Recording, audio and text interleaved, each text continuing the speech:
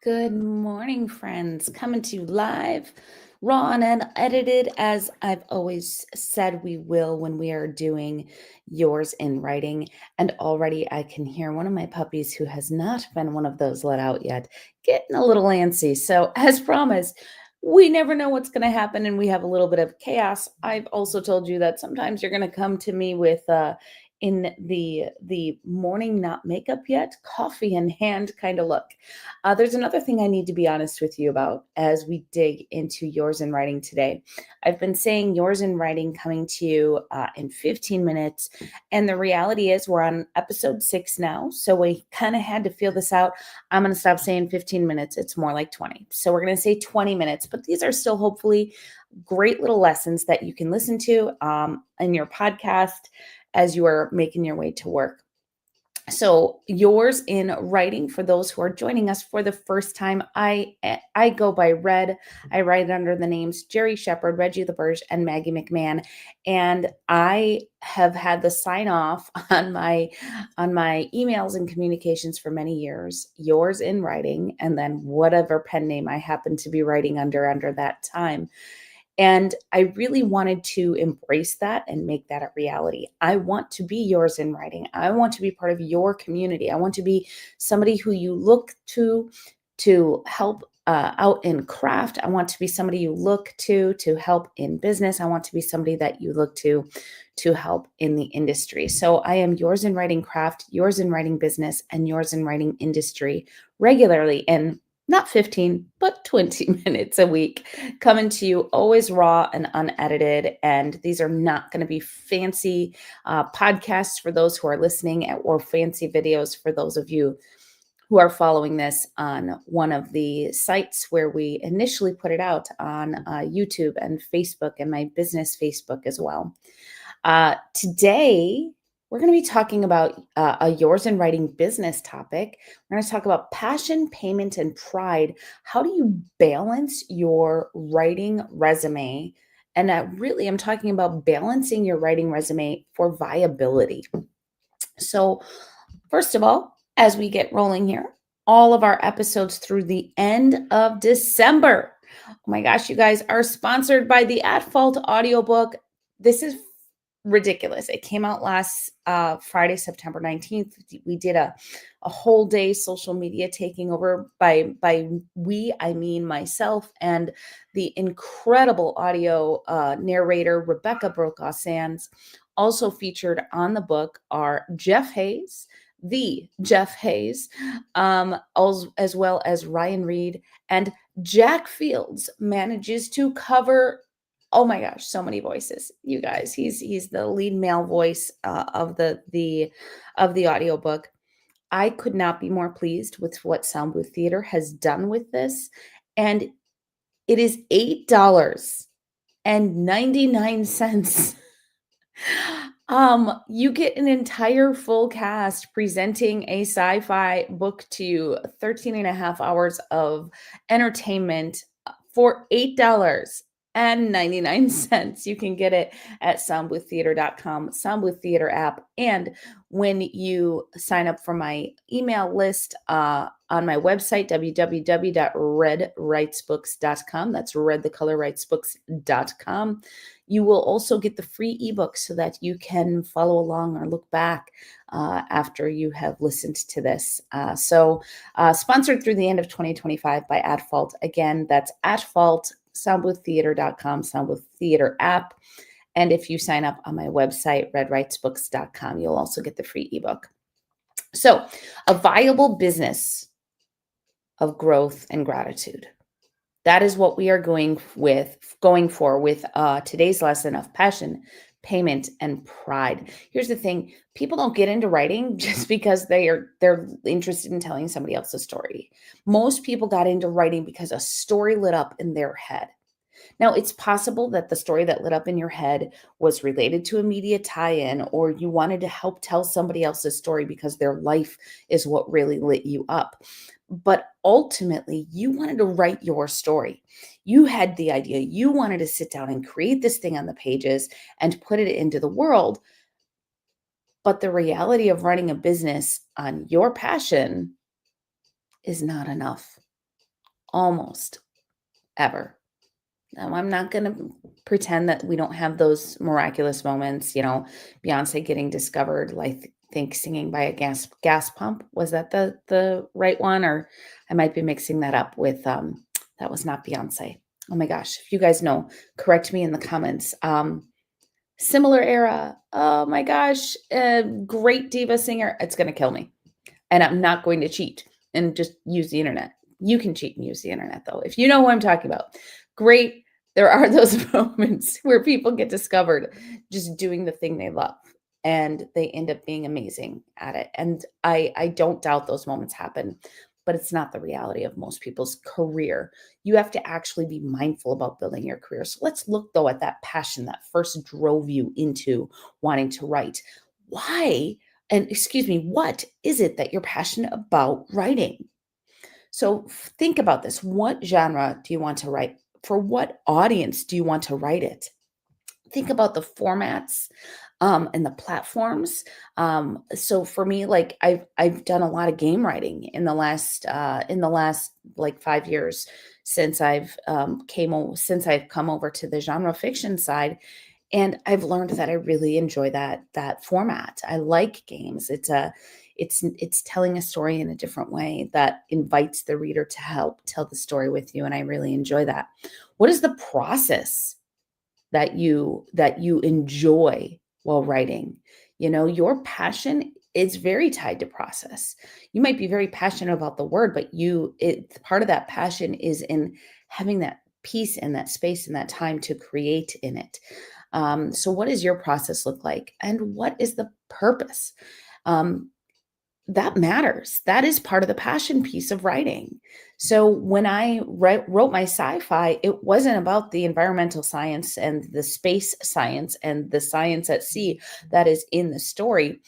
I wanted to write a human story. I wanted a relationship story.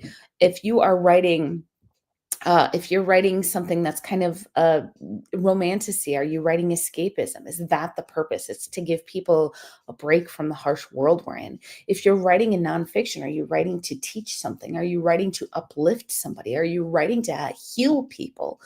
All of these are very real. Are you writing to build community and connect people through your work? There's not a wrong purpose, but you need to know what is your purpose. So when you are discovering your passion, there are two eras that can exist. We all start in the hobby era. We all start there. But then you need to decide. I'm not going to say you need to move to the habit era. You need to decide if you want to do that. So in that hobby era, this is where you're going to discover a lot of those things about your passion that we talked about. You're going to discover what your creative approach is, like how you like to create, what your voice is, what your style is, how you like to learn so that you're consistently developing more. You're going to learn the systems that work for you. You're also going to discover what you like and do not like. There are I've had to accept it. It's really hard. I have written fantasy. Don't get me wrong. My magical romance, The Pinecone Legend, written under my pen name Maggie McMahon, that is fantastical. Cooper Ridge the Wonder Kid, that was a young adult fantasy. Both of these books, though, are actually what you call magical realism, where magic enters the real world, not where it's just like straight up fantasy, wands and spells and whatnot. I have learned that writing traditional fantasy is not for me. I try and it becomes more of a sci fantasy, or I go steampunk. Um, it's just not my genre. And I've tried because I'm like, you know what? I'm in that sci-fi fantasy world and they're like cousins, right? Not for me. Discover what you like. Discover what you like. Discover what you don't like. And then when you really know who you are as a writer, research what that would look like as a business. Feel free to talk to other writers like myself. We love most of the time having a conversation and telling you about that business. We really do. So take that time, research it, because guess what? You might decide at the end of that research, and once you've discovered who you are as a writer, that you don't even want to make it into a business. You want to just keep it this thing that you enjoy and you do. And maybe once in a while you make a little money from when you put a book into the world and some people like it. And you'd be thrilled if that gas pump moment happens for you. But in reality, you're just happy making the words anyway, regardless of whether or not you ever turn it into a career. If you do decide to make it into a business, though, now it's time to take that hobby era and move it to your habit era. You need to find ways to have writing in your life on a routine because guess what? The writing, that's what is always needing to be at the center. If writing is your business, writing is at the center. That simple. You need to learn to understand your market, where it is that you're writing to, how that market works. And then you need to build your author brand. How do you, as an author, stand out within that market doing the thing that you love to do? Those are really basic things. And I'm like, cool, it's 3 bullets and you're there. But y'all, you guys know it's not that easy. So feel free to reach out. I would love to talk to you more about that. But those are the concepts of the 3 things that you're doing if you're moving from hobby era into making this into your business. You got to go into a habit era. But while that's happening, especially if you are in that early period where you've decided to make it your full-time gig and you've transitioned beyond just now it's a habit and then it becomes a side gig and now it's a part-time gig and well, guess what? Now it's your full-time gig. You need to have some projects that are not for passion, but for payment. These are going to build your reputation while you're building out your library. So there are a whole bunch of avenues for this. You can do professional writing with corporate and entrepreneurial businesses. That is something that's needed all the time. It's like it's doing copy, it's doing sales sheets, it's writing people's bios, it's maybe doing, if you're in the real estate industry, you might have to write up descriptions of homes. If you're in the theater industry, you might have to put together programs. It's not there's no shortage of work available if you want to write at the corporate and entrepreneurial business level. So offer your writing services. Not everybody knows how to do it. And even if they can use chat today, they can use AI tools because a lot of corporate and entrepreneurs, they're going to lean on those tools and good for them for running their business the way that it works best. But guess what? They still can't do what you as a writer can do, which is to make that human connection with an audience to make those words have an impact that they're seeking as a corporation or as an entrepreneurial business. You can also teach or coach to the writing. But one thing I would say about this is if you want to get into teaching and coaching, you actually have to have some experience. And what I mean by that is it's not just all book experience. It's not just, oh, I'm still in the passion phase. I'm still in the passion phase. And now I'm going to teach you guys all how to do this for a profession. No, make sure you have moved into that habit era and make sure that you're continuing to develop and grow as a writer so that you actually have something to pass along to people. But yes, teaching and coaching at the individual level, at the university level, at conventions, these are at schools, these are all possibilities. And then offering your own courses too. And you can offer author services of all kinds. These are all paid things. So author services of all kinds could be anything from I'm going to help you edit your book.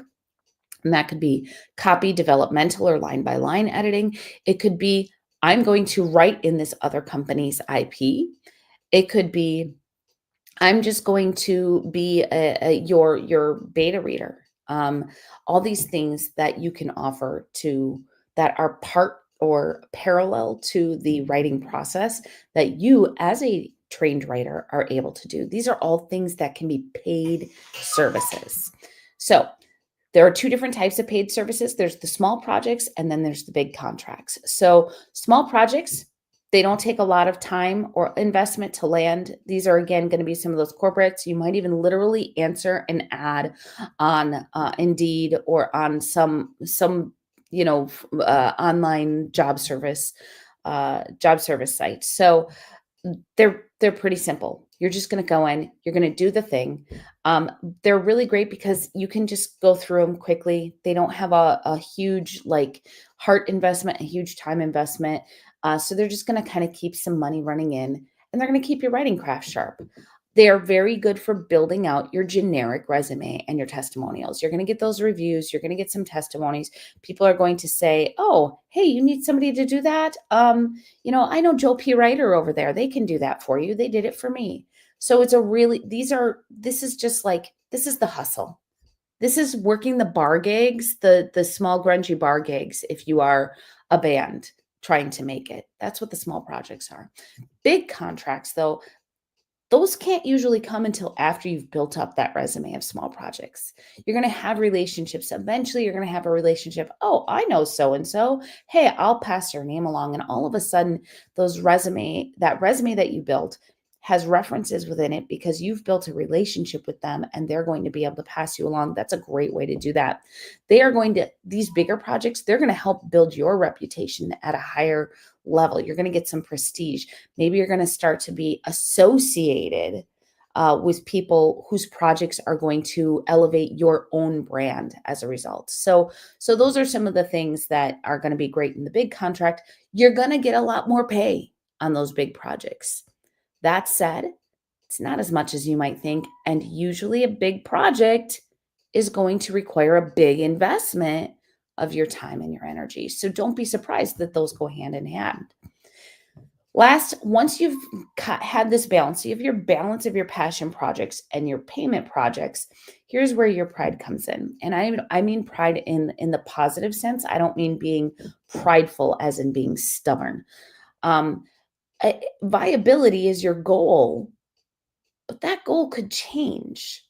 So keep track of the fact that, okay, I started doing the payment projects alongside my passion projects in order to keep doing the passion projects. But guess what? That might change. You might want to lean one way or the other as you're actually starting to work this as a business. You do have talent, experience, you have knowledge, you know how things work, and you need to value that. And others need to value it too. And your work for others, that's going to build opportunities and work for yourself. And what do I mean by that? So, first of all, let's look at the trade offs and then talk about whether or not you need to make a business transition. Are you being treated with value? I will tell you that there was a time that I referred to myself in the co-writing industry as a literary prostitute. And don't get me wrong, if you really just looked at like this is what my per word count payment was, I was actually very high. I was high for a whole because I was basically charging people for a book project that I ran. And so that feeling of not being valued at my full level wasn't because I provided 100 words at whatever percentage, at whatever per word count. It's because I was also doing project management, editing curation, cover curation, distribution setup, marketing, launch plans. I mean, like all of these other things. So technically, I was doing like many, many, many jobs that in my head I was like, oh, well, I'm just a writer. This is how you get a writing project out. I was being the indie author for whole entire projects, without all of those extra expenses that I put out being covered by the client. I was only being paid for my words, which were paid at a high level, but in reality, I was doing 5 to 10 jobs on any given project, and I wasn't being paid for those other jobs. That's why I felt that way. Are you developing a passion though for that paid work? Maybe you love that. That's okay. It's okay to fall in love with something else while you're on the path to a different place than you expect it to be. So maybe this is your business path. But what you have to decide is if you want to transition back to being a passion writer. So maybe your paid work, you're getting this rhythm and you're doing work and doing work and doing work. Well, now all of a sudden your resume is higher. Your resume is more built out. You have more experience. You could actually, because you've built a name, you've built that author brand, Now go back to doing some of your passion projects, creating a balance where now, okay, now I'm doing some of those because people now know me. Can you capitalize on some of your learned skills? I spent a lot of years in nonfiction, which was a higher paid work. But believe me, writing in fiction again, I'm using what I learned to try to help me in the fiction books. Everything from how to develop a character better because I have more of that nonfiction experience to how to market a book. And then are your authentic relationships valuable in your next career steps? Like, are there people that you've met along the way that are going to help you lean more into the passion? At the end of the day, what works for you is what works for you. You can do what you desire professionally and keep writing in your life. So it's okay to do all passion, which is probably going to be a hobby career. It's okay to do all payment, which maybe means that your own projects are going to be back shelved for a long time. And it's okay to find the balance of both that works for you in your business. This is how you run a gloriously human business. Yours in Writing, all until the end of the year. As I said, brought to you by the At Fault audiobook. You can get it at soundbooththeater.com, Soundbooth Theater app. And when you sign up for my email list at redwritesbooks.com, you also will be able to get the ebook to go along with that. Thanks so much. I appreciate you all so much. I hope you have a wonderful day. I'm proud to be yours in writing. Be gloriously human.